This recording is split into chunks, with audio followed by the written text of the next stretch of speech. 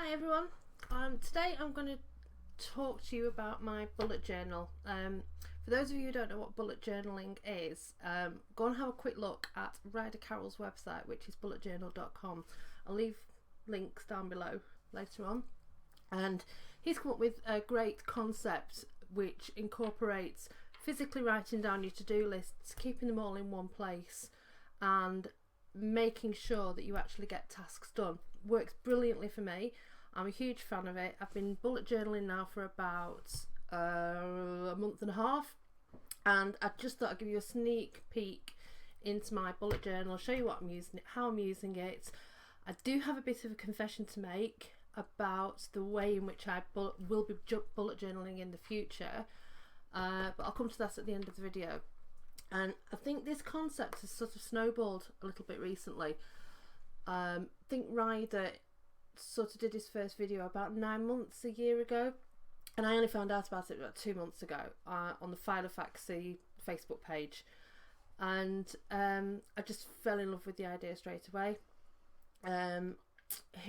It's sort of gathered speed because more people are seeing the website, more people are recommending it, much to the point where myself and my friend Catherine have created our own bullet journal fan page, which is getting new likes by the day, by the hour really, which is great fun, and everyone is sharing the way in which they use their bullet journals and the way in which they decorate them, if that's the type of thing that you do, and the key in which they use. But I'll come to all that in a minute.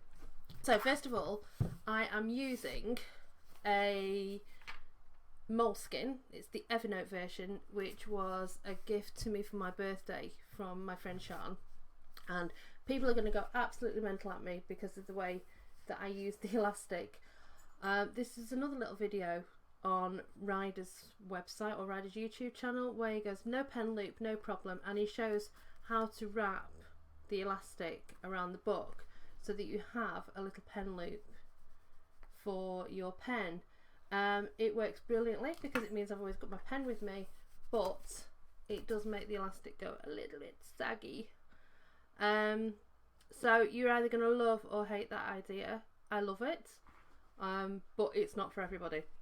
So first of all, I'm using the Evernote Moleskine. I've got some page markers in there that you can see they are magnetic page clips, and from there you can probably see that I'm using both the back and the front of the book for two totally different reasons, and I'll give you a sneak peek of that in a moment. So first of all, what Ryder suggests is that you create a key. So this is your own little coding system, if you will, so that when you write your to-do notes or your lists or any collections of lists that you write, then you code everything up and you can see at a glance whether it is a task, whether the task has been completed, whether it's something to do with food planning, whether for me it's something to do with your blog, and the arrow I have there is sort of if I've had to move it forward to another day or another month. So that's what's working for me at the moment. It's quite an extensive key, but I am a list maker, I'm a writer, as in using pen and paper a lot, so this works perfectly for me. Next thing you do is what is called a spread, and this for me here is my May and my June spread. So these are all the tasks that I had to do, that I knew I had to do in May, and these were all transferred over to daily tasks, which I'll show you in a minute. And then this is the list I started making for June, which as you can see is quite extensive, but it's everything that was in my head and has now just been spilled out, and I don't have to think about it anymore. I can just look at my to-do lists and think, oh, I'll do that task today, or that can be put off till next week. Not necessarily in order of importance or anything like that, but yeah, it's an interesting concept. So that's my to-do list, and then I've just got a blank page next because the lists we're going to carry on. Then for this is my first page of May. So I started off May the 1st and I made a list of to-dos for that day. I crossed them off or coloured them in when I completed them. I've got some other little codes here for notes. One here has got an arrow next to it, which means I moved it forward to another day, but I've coloured it in because I completed it as well. Then I have got one here that is completely crossed out, which means that it's not relevant at all. Don't need to handle that, don't need to do anything about it.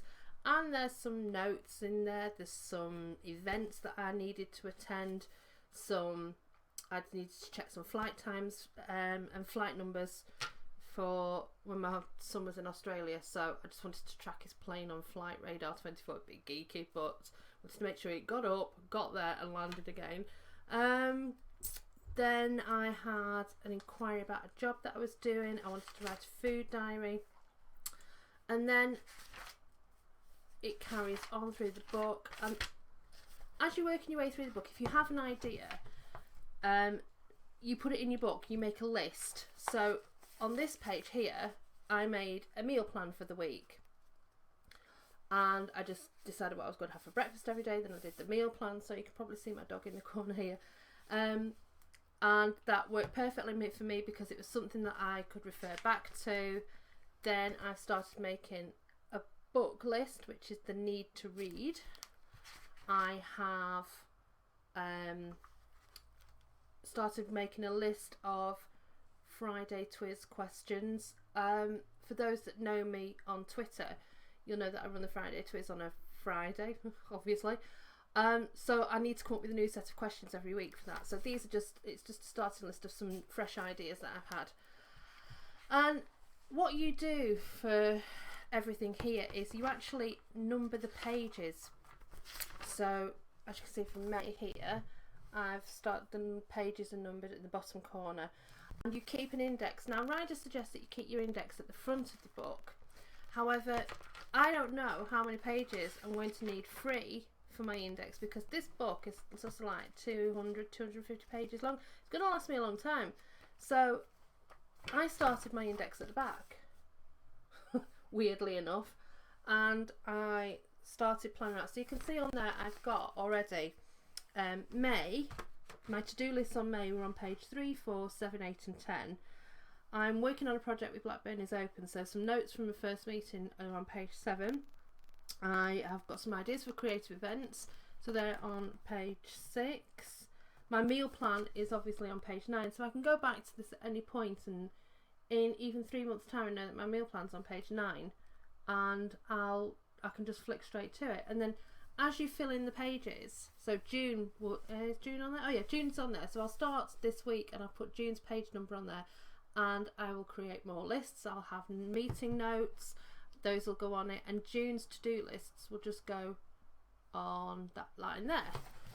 But as I said, I'm using the back as well, so I have some ideas pages at the back. These are all sorts of meeting notes. That's about a new business that I'm setting up. That was for a survey that I'm doing online, so I needed to do some planning. I have some blog ideas. I have some meeting notes again. And that's it, and then we just go back to the blank pages again. So for me, working backwards and forwards is something that I do. It sounds a bit weird, but that's what works for me. And this is the whole point of this bullet journal, is you're keeping a notebook and you are making lists and you're doing your to-do tasks, but it's all in one place. And I've now not got post-it notes anywhere. I've not got bits of scrappy paper on my little table next to where I sit on the settee. I'm not scrabbling around in the morning looking for a list of things I need to take with me, because I know it will all be in this book. However, bullet journaling isn't for forward planning, so this is working in conjunction with my lovely Filofax, my beautiful Filofax. So this is one of my compact Filofaxes, and it is the Filofax Classic Botanics in sage green, and I know a few people love this binder. I've had an offer to sell it once, and it's small enough to fit in my bag, and it means, because it's a compact size, as you can see the ring sizes are tiny. I can't overfill it. However, this is where the confession comes in. This Filofax works brilliantly for me because I can't fill it. I can't overstuff it, I should say. The bullet journal is working brilliantly for me because I've now got my to-do lists. Carrying the two together does create a little bit of weight in my handbag, which isn't ideal because I'm going to end up looking like a hunched old woman walking down the streets. The amount of stuff that I carry in my handbag. In fact, that's another video I'll do one day. I've already done it about 4 times on my blog. But the what's in my handbag, it really surprises me sometimes. So every time I do a clear out, I'll probably do a what's in my handbag on the blog. So I'll do one as a vlog coming up soon. So yeah. So my confession is that I have bought myself a new Filofax. It's only cost me 11 quid actually. It was on eBay. It's got a black Kensington Personal, which is the same size as this, but the rings are so much bigger. I do have one that is a zipped version, not a Kensington. It's a graphic zip, I think. It was in one of my other videos. You saw it was the red one, and I made it into a London themed one, and it's fine. But the zips aren't working for me at the moment. So this is what I'm. This is what I'm going to do. I'm waiting for the Filofax to turn up, and I'm going to transfer this and this into that. So there you go. That's what is happening in my life at the moment. And if you subscribe down below, whichever side it's on, it will be really, I'll do a part 2. So when I get the Kensington Filofax, I'll transfer everything over into it, and you can have a look at that. I'd love to know if you're into bullet journaling or anything like that, and whether you've got any tips or hints. And you can come and join us on the bullet journal fan page. I'll put the link below to that as well.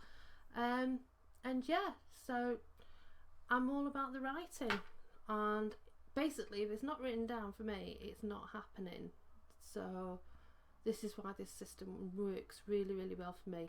Let me know what you think in the comments, and again, subscribe and catch up with part 2, which will probably be in a few days. Hopefully the Filofax is going to arrive this week, so I'll spend a couple of days setting it up, getting used to it, and seeing if the bullet journaling works in that, because I have the plan in my head and have how it's going to work.